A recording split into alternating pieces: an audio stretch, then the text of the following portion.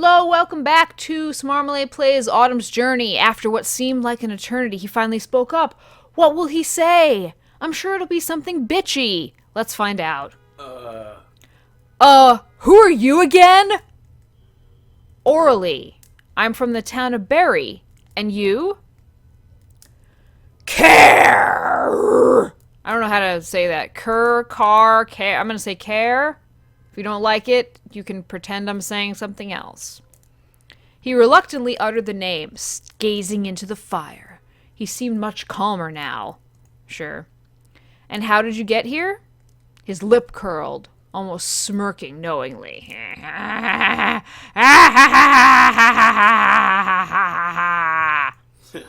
You probably wouldn't believe it if I told you. You have unusual eyes and a strange fashion accessory over your ears. I think I can find your story credible. He flexed his hand, scrutinizing his fingers carefully, and then he punched me in the face. I didn't come here willingly. Out of all the places, I don't see why he decided to drop me in this low-born, simplistic... Care? He glared at me as if offended that I had addressed him directly. So, where are you from? I'm not particularly tied to any region. If it's not obvious already, I'm not one of you. I'm a fucking dragon. Come have sex with me in my dragon dildo. He tapped his knee petulantly. How does one do that? That's a talent. I'm one of the dragons. An earth dragon.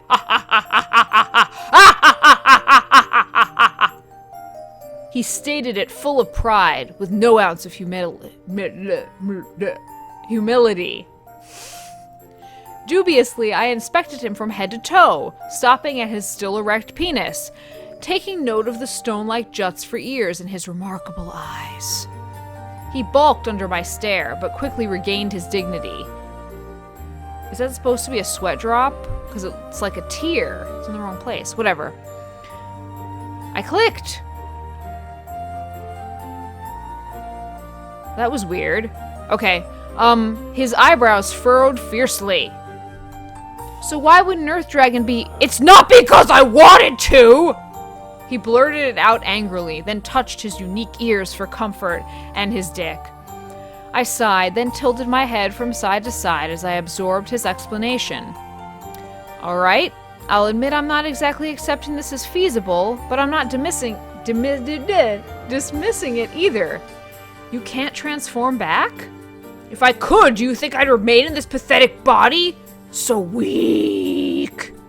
I instinctively patted my sword hilt to counter that remark, but stopped when I saw him attempt to stand again. It was like watching a toddler take his or her first steps, but instead of cutely coaxing, I was fervently discouraging his efforts. We've already established that you're unfamiliar with your form. Besides, it's too dark to walk around aimlessly. We should get in my tent, and I should touch you inappropriately. Let's go. I'll find a walking stick for you, and we can return to Berry if you'd like.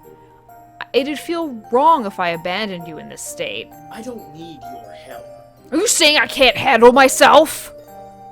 I'm pointing it out. Realizing we were both escalating our voices, I looked away in a huff.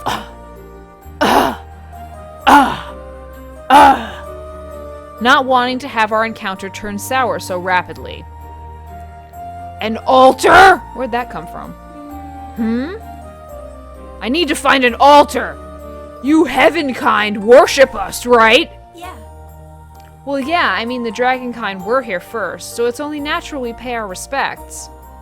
I admit, I thought dragons were more divine and irreproachable. Care was definitely giving me a different impression. I barely knew anything about the dragonkind, though. They focused on their own affairs, and touching each other. You will take me there! It was a plain statement, not a suggestion nor a plea. Why an altar? They're all heavenkind made. How would it help you? He parried my questioning exasperatedly. It doesn't matter! Do you know where one is? Yeah. Yes, there's one not far from here. There's a cave that leads to it. Relief washed over his face, and for once his scowl vanished. Good! We should go there this instant!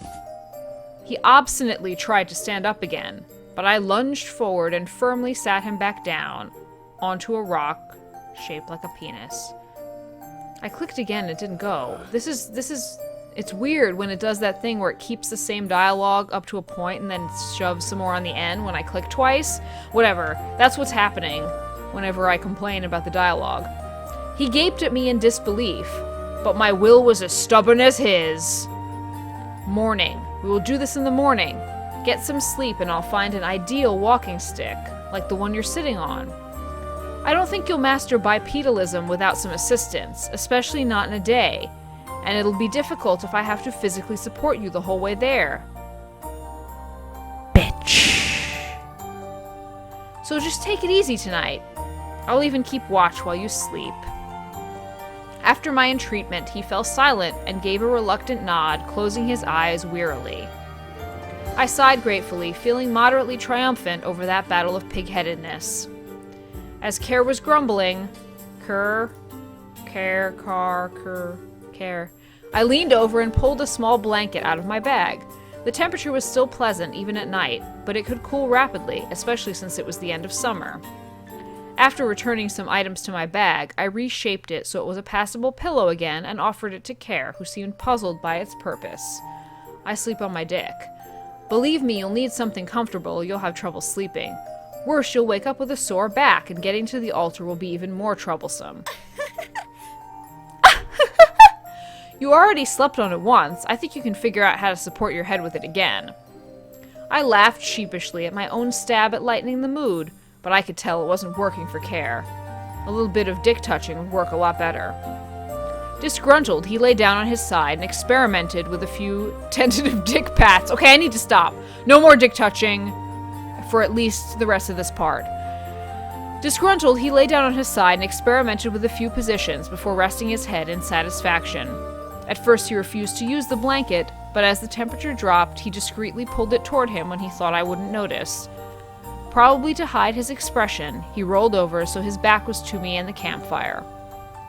I had the feeling the initial shock took a lot out of him, and I admittedly hadn't helped when he had ruffled my feathers, more than once. Now that he was sleeping, though, any irritation I still felt dispersed along with the summer heat. I would need to be mentally and physically prepared for tomorrow. Stay cool and collected as autumn. I poked the fire and stayed on my watch until exhaustion beguiled me into resting my eyes for just a few minutes.